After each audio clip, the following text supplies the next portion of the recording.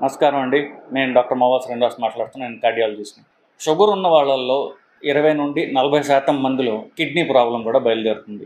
Sugar ఉన్న వాళ్ళలో మిగతా కాంప్లికేషన్ గురించి మనం మాట్లాడట్లా. ఇవాళ మన కిడ్నీ ప్రాబ్లమ్స్ గురించి మాట్లాడదాం. కిడ్నీ ప్రాబ్లమ్స్ రావడానికి అతి ప్రధానమైన కారణం, కామనెస్ట్ కాజ్ ఏంటంటే ఆల్రెడీ షుగర్ వ్యాధి ఉండడం. షుగర్ వ్యాధి ఉన్న వాళ్ళల్లో కొంతమందికి హార్ట్ అటాక్స్ వస్తాయి, కొంతమందికి కిడ్నీ ప్రాబ్లమ్స్ వస్తాయి, కొంతమందికి కన్ను ప్రాబ్లమ్స్ వస్తాయి, కొంతమందికి పక్షవాతాలు వస్తాయి, కొంతమందికి కాలి రక్తనాళాల్లో బ్లాక్స్ వచ్చి గ్యాంగ్రీన్ అంటే కాలి వేళ్ళు ఎఫెక్ట్ అయ్యి కాలి వేళ్ళు తీసేయాల్సిన అవసరం, కాలే తీసేయాల్సిన అవసరం ఇట్లాంటివి వస్తూ ఉంటాయి. షుగర్ ఉన్న వాళ్ళల్లో ఎవరికి గుండె జబ్బు వస్తుంది, ఎవరికి పక్షవాతాలు వస్తాయి, ఎవరికి కంటి జబ్బు వస్తుంది, ఎవరికి కిడ్నీ ప్రాబ్లం వస్తుంది, ఇదంతా కూడా చాలా వరకు కూడా జెనెటిక్ సంబంధమైనటువంటి విషయం. అంటే కొన్ని ఫ్యామిలీస్లో కిడ్నీ జబ్బులు ఎక్కువ వస్తాయి. షుగర్ ఉన్న వాళ్ళల్లో షుగర్ కూడా చాలా వరకు ఫెమిలియల్లీ, అంటే స్ట్రాంగ్లీ జెనెటిక్ కాకపోయినా, అంటే మన పెద్దవాళ్ళలో చూసేటటువంటి టైప్ 2 డయాబెటీస్ అంటాం, అది చాలా వరకు కూడా జెనెటిక్గానే వస్తుంటుంది, ఫ్యామిలీస్లో ఉంటుంది. ఆ ఫ్యామిలీస్లోనే షుగర్ వల్ల వచ్చే కాంప్లికేషన్ ఏమిటి అనేది కూడా మనకి చాలా వరకు జెనెటిక్గానే జరుగుతుంటుంది. కృష్ణా, గుంటూరు, ప్రకాశం జిల్లా ఈ ఏరియాలో చాలామందికి షుగర్ ఉన్న వాళ్ళ కిడ్నీ జబ్బులు ఎక్కువగా వస్తుంటాయి. మిగతా ఏరియాస్లో ఫర్ ఎగ్జాంపుల్ తెలంగాణ, రాయలసీమ ఇట్లాంటి చోట్ల ఎక్కువగా హార్ట్ జబ్బులు వస్తూ ఉంటాయి. సో కిడ్నీ ప్రాబ్లమ్స్ వైపు వెళ్తారా, హార్ట్ ప్రాబ్లమ్స్ వైపు వెళ్తారా అనేది షుగర్ ప్రధానంగా రక్తనాళాలని ఎఫెక్ట్ చేసేటటువంటి జబ్బు. షుగర్ రక్తంలో ఉంటుంది, షుగరు శరీరం అరిగించుకోలేదు, అది షుగర్ జబ్బు బేసికలీ. అరగనటువంటి షుగరు రక్తంలో ఎప్పుడైతే ఉందో శరీరం ఏం చేస్తుందంటే దాన్ని ఆయిల్ కింద మారుస్తుంది, దాన్ని కొలెస్ట్రాల్ కింద మారుస్తుంది. ఆ ఆయిల్ రక్తనాళాల్లో డిపాజిట్ అవుతుంది. కొన్ని ఫ్యామిలీస్లో మనకి జెనెటిక్గా చిన్న సైజు రక్తనాళాలను బ్లాక్ చేస్తుంది, కొన్ని ఫ్యామిలీస్లో పెద్ద సైజు రక్తనాళాలని బ్లాక్ చేస్తుంది. పెద్ద సైజు ఉన్నటువంటి రక్తనాళం 4 మిల్లీమీటర్ల కంటే పెద్ద రక్తనాళాలు కనుక బ్లాక్ అయినట్లయితే కనుక వాళ్ళల్లో గుండె రక్తనాళాల బ్లాకు, మెదడు రక్తనాళాల బ్లాకు, కాలుకు పోయే రక్తనాళాల బ్లాకులు రావచ్చు. ఇవి పెద్ద సైజు రక్తనాళాలు కాబట్టి. సో గుండె అంటే హార్ట్ అటాక్ రావచ్చు, మెదడుకు సంబంధించినటువంటి బ్లాక్ ఉంటే రక్తనాళాల్లో బ్లాక్స్ వచ్చినట్లయితే పక్షవాతం రావచ్చు, లేదా కాలుకు సంబంధించినటువంటి ప్రాబ్లమ్స్, కాలు గ్యాంగ్రీన్ ఇట్లాంటివి వచ్చే అవకాశం ఉన్నది. చిన్న సైజు రక్తనాళాలు బ్లాక్ అయితే కనుక చిన్న సైజు రక్తనాళాలు ఎక్కడ ఉంటే అక్కడ ప్రాబ్లం వస్తుంది. అనగా కంటి చూపు దెబ్బతినే, కంటిలో ఉన్నటువంటి అతి లోపలి పొర ఏదైతే ఉంటుందో దాన్ని రెటీనా అంటాం. రెటీనా సప్లై చేసే రక్తనాళాల బ్లాక్స్ రావచ్చు. అంతే సైజు రక్తనాళాలు కలిగినటువంటి కిడ్నీ ప్రాబ్లమ్స్ కూడా వస్తాయి. సో ఎవరికైతే కిడ్నీ ప్రాబ్లమ్స్ ఉంటాయో వాళ్ళకి కంటి ప్రాబ్లమ్స్ ఉంటాయి. కంటి ప్రాబ్లం షుగర్ వల్ల ఎఫెక్ట్ అయితే వాళ్ళు కిడ్నీ ప్రాబ్లం ఉందా లేదా అని వాళ్ళు పరీక్ష చేసుకోవాలి. ఈ రెండు మేజర్ గ్రూప్స్ అన్నమాట. మెదడు, గుండె, కాలు, కన్ను, కిడ్నీ, ఈ 2 డిస్టింక్ట్ వేరే రకరకాల గ్రూప్స్. మన కిడ్నీ గురించి మాట్లాడుకుంటుంది. సో షుగర్ ఉన్న వాళ్ళల్లో 20 నుండి 40% మందికి చిన్న సైజు రక్తనాళాలు ఎఫెక్ట్ అవుతాయి. ప్రిడామినెంట్గా అంటే 60 నుండి 80% మందికి పెద్ద రక్తనాళాలు అంటే పక్షవాతము, హార్ట్ అటాక్, కాలు రక్తాలు బ్లాక్ అయ్యే అవకాశం ఉంది.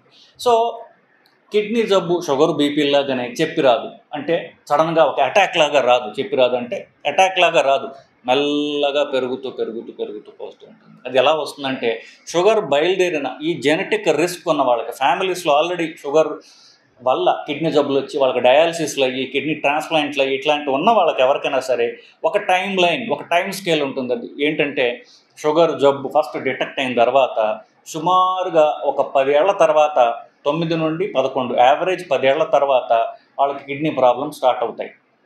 ఆ 10 ఏళ్ళకి చాలా తక్కువ మోతాదులో కిడ్నీ ప్రాబ్లం స్టార్ట్ అవుతుంది. సో ఇంకొక 5 ఏళ్ల తర్వాత వాళ్ళకి సడన్గా కిడ్నీ ప్రాబ్లం మేజర్గా డిటెక్ట్ అవుతుంది. అంటే దానికి 10 ఏళ్ల 15 ఏళ్ల స్టోరీ ఉంటుంది దానికి. అది ఒకేసారి వచ్చేటటువంటి ప్రాబ్లం కాదు, ఇది ప్రాబ్లం.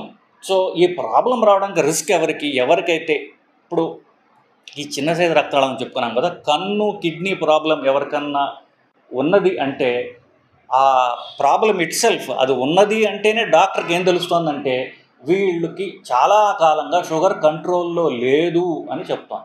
ఎవరికైతే అంటే ఇంకో రకంగా చెప్పాలంటే అది వాళ్ళకి అడ్వాంటేజ్. అంటే షుగర్ ప్రాబ్లం ఉన్నవాళ్ళు షుగర్ని మంచి కంట్రోల్లో పెట్టుకుంటే వాళ్ళకి కిడ్నీ ప్రాబ్లం కానీ కంటి ప్రాబ్లం రిస్క్ ఉన్నా సరే అది మనం నియంత్రణలో ఉంచుకోవచ్చు, దాన్ని నివారించుకోవచ్చు.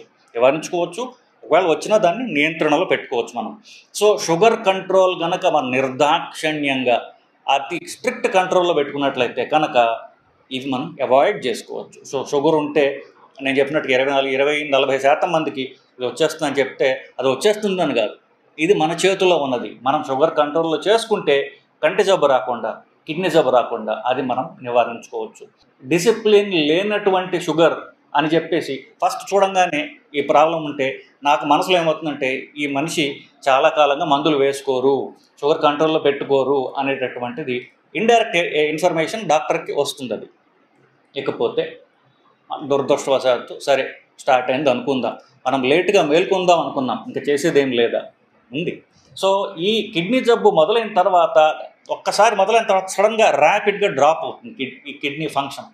అది ఈ డ్రాప్ ఏదైతే ఉందో దాన్ని ఇంకా యాక్సలరేట్ చేసేది, దాని స్పీడ్ పెంచేది, అంటే ఎక్కువగా కిడ్నీ దెబ్బతింటం స్టార్ట్ చేసేసేది, ఎక్కువ చేసేది ఏంటంటే మళ్ళీ uncontrolled sugar, uncontrolled BP, smoking, cigarette తాగడం, ఈ 3 కారణాలు.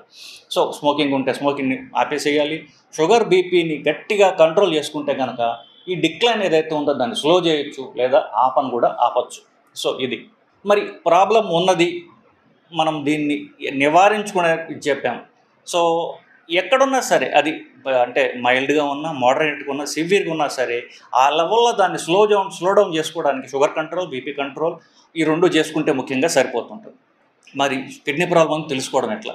కిడ్నీ ప్రాబ్లం ఉంటే అది ఫస్ట్ ఎలా మేనిఫెస్ట్ అవుతుందంటే కిడ్నీ ద్వారా ప్రోటీన్ బయటికి పోతూ ఉంటుంది. సో ప్రోటీన్ పోతే ఏమవుతుంది, వాళ్ళు టాయిలెట్కి వెళ్ళారనుకోండి, ఫస్ట్లో మొదటగా యూరిన్ నురగగా కనిపిస్తుంది. అంటే సోప్ వాటర్, మీరు బట్టలు ఉతికి సోప్ వాటర్ వాష్ చేసినట్లయితే మీరు సింక్లో చూసినట్లయితే నొరగ ఉంటుంది చూసారా, అట్లా నొరగగా యూరిన్ వస్తుంది. యూరిన్ ఫస్ట్ ఇనీషియల్ స్టేజెస్లో యూరిన్ ఎక్కువ పోతూ ఉంటుంది.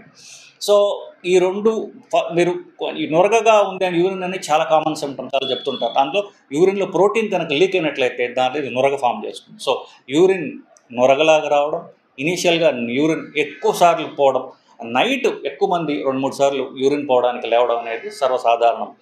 కిడ్నీ ప్రాబ్లం మొదలైన తర్వాత ఆ 2-3 సార్లల్లో ఇనీషియల్ పాయింట్లో ఇంకా 4-5 సార్లు మీ యూరిన్కి ఎక్కువ పోవాల్సినటువంటి అవసరం పడుతుంటుంది. సో యూరిన్ సంబంధించినటువంటి ప్రాబ్లమ్స్ రావడం అలా స్టార్ట్ అవుతుంటుంది. కోర్స్ లేట్ కిడ్నీ ప్రాబ్లం వస్తే ఇంక్రీజ్ యూరిన్ కాదు, యూరిన్ తగ్గిపోతుంది, బట్ అది చాలా లేట్ స్టేజ్. ఎర్లీగా ఉన్నప్పుడు ఎక్కువ సార్లు యూరిన్ పోవాల్సినటువంటి అవసరం రావచ్చు. కిడ్నీ ఏం చేస్తుంది, మనకి శరీరంలో నీరు, అది వ్యర్థ పదార్థాలు శరీరం నుంచి బయటికి పంపిస్తుంది. కిడ్నీ పని చేయట్లేదు అనుకోండి, ఆ పని చేయలేదు. సో ఏమవుతాయి, నీరు శరీరంలో ఉండిపోతుంది. సో ముఖం వాపు రావడం, కాళ్ళ వాపులు రావడం, ఇట్లాంటి దాంట్లో స్టార్ట్ అవుతుంది. ఒకవేళ అదే నీరు శరీరం అంతా ఉంటుంది కదా, ఒక ఊపిరితిత్తుల్లో ఉంటే వాళ్ళకి ఆయాసము, దగ్గు అలాంటివి కూడా ఉంటూ ఉంటాయి. సో కిడ్నీ ప్రాబ్లం ఉన్న వాళ్ళకి ఆయాసం వచ్చినా, కాళ్ళ వాపులు వచ్చినా, కాళ్ళ వాపులు చూడాల్సినటువంటి లొకేషన్ ఒకటి ఉంది. పాదాలు మామూలు ఇట్లా ఉన్నాయనుకోండి, మీరు చూడాల్సింది కాళ్ళ వాపులకి లోపల భాగంలో చూడాలి. యాంకిల్స్ ఏదైతే ఉన్నాయో ఆ యాంకిల్స్ లోపల భాగంలో కనుక వాపు ఉంటే అది జబ్బు, బయట భాగంలో వాపు ఉంటే జబ్బు కాదు. అది మోస్ట్లీ ఫ్యాట్ ఉంటుంది. ఆడవాళ్ళల్లో ఎక్కువ ఫ్యాట్, కాలు మీద ఫ్యాట్ ఉన్నట్లయితే బయట భాగంలో వాపు ఉంటుంది, అది జబ్బు కాదు. లోపల భాగంలో వాపు ఉన్నట్లయితే మాత్రం అది జబ్బు కింద అనుకోవాలి. సో యాంకిల్ స్వెల్లింగ్, తర్వాత ముఖం వాపు, దగ్గు, ఆయాసము ఇట్లాంటివి ఉన్నట్లయితే కనుక వాటర్ లాగింగ్, ఎక్కువ శరీరం నీరు ఉన్నట్లయితే కాదు, ఇదొకటి. మూడవది ట్రీట్మెంట్ చక్కగా తీసుకుంటూ ఉంటారు, షుగర్ ట్యాబ్లెట్ చక్కగా వేసుకుంటూ ఉంటారు, సడన్గా వాళ్ళకి షుగర్ తగ్గిపోతూ ఉంటుంది వాళ్ళకి. సో అన్ఎక్స్ప్లెయిన్డ్గా వాళ్ళకి అదే తిండి తింటున్నా, అదే మందులు వేసుకుంటున్నా సరే షుగర్ డ్రాప్ అయిపోవడం. సో ఇది ఒక లక్షణం. షుగర్ ఉన్న వాళ్ళల్లో కిడ్నీ ప్రాబ్లం బయలుదేరింది అనడానికి ఇది ఒక లక్షణం. షుగర్ తగ్గిపోవటం, బీపీ పెరిగిపోవటం. నీరు ఎక్కువ శరీరంలో ఉందనుకోండి, బ్లడ్ వాల్యూమ్ పెరుగుతుంది కదా, బ్లడ్ వాల్యూమ్ పెరిగితే బీపీ పెరుగుతుంది. సో బీపీ పెరగడం, మాటిమాటికి షుగర్ తగ్గిపోవటం, షుగర్ తగ్గిపోయే లక్షణాలు రావడం వాళ్ళకి.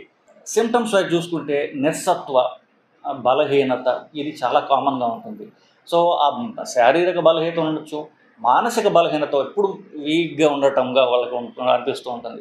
మానసిక బలహీనత వాళ్ళకి కామన్గా డిప్రెషన్ లాగా కూడా వాళ్ళు పొరబడతారు. అంటే దేని చేయడానికి వాళ్ళకి ఉత్సాహం లేదు, బేసికలీ వాళ్ళకి ఆ డ్రైవ్ లేదు అనిపించినప్పుడు వాళ్ళకి ఒక డిప్రెషన్ లాగా పోతున్నానేమో అనిపిస్తుంది. డిప్రెషన్ కాదు, మానసిక బలహీనత ఈజ్ ఎందుకు మానసిక బలహీనత, శారీరక బలహీనత వల్ల మానసిక బలహీనత వస్తుంది. శారీరక బలహీనత ఎందుకు, యూరియా అనేది రక్తంలో పెరిగింది కిడ్నీ జబ్బు వల్ల. సో ఇవన్నీ కిడ్నీ జబ్బు మళ్ళగా బయలుదేరుజు అంటానికి రోగ లక్షణాలు బేసికలీ. అన్నిటికంటే లాస్ట్ ఇప్పుడు నీకు 5 సిమ్టమ్స్ చెప్పాను నేను. ఒకటి బీపీ పెరగడం, ఒకటి షుగర్ తగ్గడం, 2 ముఖంలో కాళ్ళలో వాపులు రావడం, యూరిన్ పెరగడం, యూరిన్ ఫ్రీక్వెన్సీ పెరగడం, ఎక్కువసార్లు యూరిన్ పౌల్స్ రావడం, యూరిన్లో నొరగ రావడం, తర్వాత సిమ్టమ్స్ నిస్సత్తువ ఉండటం, బలహీనతలాగా అనిపించడం వాళ్ళకి. లాస్ట్ ఇది లీస్ట్ కామన్ ఏంటంటే స్కిన్ ప్రాబ్లమ్స్ రావడం, బాగా అన్ఎక్స్ప్లెయిన్డ్గా దురదలు రావడం, చర్మం అంతా డ్రైగా ఉండడం, విపరీతం దురదలుగా అనిపించడం. ఇది లాస్ట్ అంటే least common and least important sign. ఈ 6 సైన్స్ సిమ్టమ్స్ మీకు చెప్పడం జరిగింది. ట్రీట్మెంట్ ఇది రాకుండా మనం నివారించుకోవడం ప్రధానంగా మనం చేయాల్సినటువంటి పని. వన్స్ కిడ్నీ ప్రాబ్లం అంటే వచ్చిన తర్వాత కోర్స్ నేను చెప్పినట్టుగా దాన్ని స్లో డౌన్ చేసుకోవచ్చు. మనకు తెలిసిన తర్వాత కూడా కొన్ని సంవత్సరాల పాటు మనం దీన్ని మెల్లగా మందుల ద్వారా స్ట్రిక్ట్గా షుగర్ బీపీ కంట్రోల్ చేసుకుని మన మందులు జాగ్రత్తగా వేసుకున్నట్లయితే కనుక, మందులు వేసుకుంటాం సరే, దానికి ఒక పారామీటర్ బీపీకి షుగర్కి ఎలా చేసుకోవాలో చెప్పాను. బీపీ మాత్రం గట్టి కంట్రోల్లో ఉంచుకుంటే మన కిడ్నీ ఫంక్షన్ని మనం ప్రిజర్వ్ చేసుకోవచ్చు.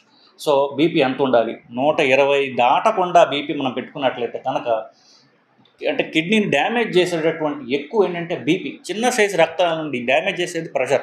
ఎక్కువ ప్రెషర్తో రక్తం కొడుతున్నట్లయితే కానీ చిన్న సైజు డెలికేట్ రక్తం డ్యామేజ్ అయ్యే అవకాశం ఉన్నది. సో బీపీని బాగా మనం మందుల ద్వారా తక్కువ పెట్టుకున్నట్లయితే, ఉప్పు తక్కువ తీసుకున్నట్లయితే కనుక మనం కిడ్నీ ఫంక్షన్ ప్రిజర్వ్ చేసుకోవచ్చు. మామూలుగా నేను డైటరీ అడ్వైస్ అందరికీ ఏం చెప్తాను, కార్బోహైడ్రేట్స్ అన్నం అన్ని మానేసేయండి, ప్రోటీన్ ఎక్కువ తినండి, వెజిటబుల్ ప్రోటీన్, యానిమల్ ప్రోటీన్ అయినా సరే ఎక్కువ తినండి అని చెప్తాం. కానీ దానికి సింగ్యులర్ ఎక్సెప్షన్ ఏంటంటే ఈ కిడ్నీ ప్రాబ్లం ఉన్న వాళ్ళు ప్రోటీన్ తగ్గించి తినాలి, పండ్లు తక్కువ తినాలి, ఎస్పెషల్లీ మామిడి పండ్లు అవాయిడ్ చేయాలి. మామిడి పండ్లలో ఎక్కువ పొటాషియం ఉంటుంది. సో ఇది సమ్మర్ సీజన్ కాబట్టి చెప్తున్నా. సో పండ్లు అవాయిడ్ చేయాలి. ప్రోటీన్ ఎంత తక్కువ తింటే అంత మంచిది. ప్రోటీన్ లీక్ అవుతుంది కదా, మనం ప్రోటీన్ తింటూ ఉంటే ఇంకా ప్రోటీన్ కిడ్నీ నుంచి లీక్ అవుతూ ఉంటుంది. సో ప్రోటీన్ ఉన్నటువంటి వెజిటబుల్ కానివ్వండి, నాన్ వెజిటేరియన్ ఫుడ్స్ అబ్సల్యూట్గా అవాయిడ్ చేయండి. అట్లాగనే నేను చెప్పినట్టుగా ఉప్పు కాస్త తక్కువ తినే ప్రయత్నం చేయండి. సో ఇదండి. కోర్స్ మనం కిడ్నీ పూర్తి ఫెయిల్యూర్ ట్రీట్మెంట్లో మనం పోవడంలో ముఖ్యంగా నేను చెప్పాల్సిన రోగ లక్షణాలు, దాని నివారణ మార్గాలు చెప్పడం మీద నేను కాన్సన్ట్రేట్ చేస్తున్నాను. సో షుగర్ వ్యాధి ఉన్న వాళ్ళందరూ కూడా ఈ ఇన్ఫర్మేషన్ని చాలా జాగ్రత్తగా విని మీరు పాటిస్తారని ఆశిస్తున్నానండి. నమస్కారం.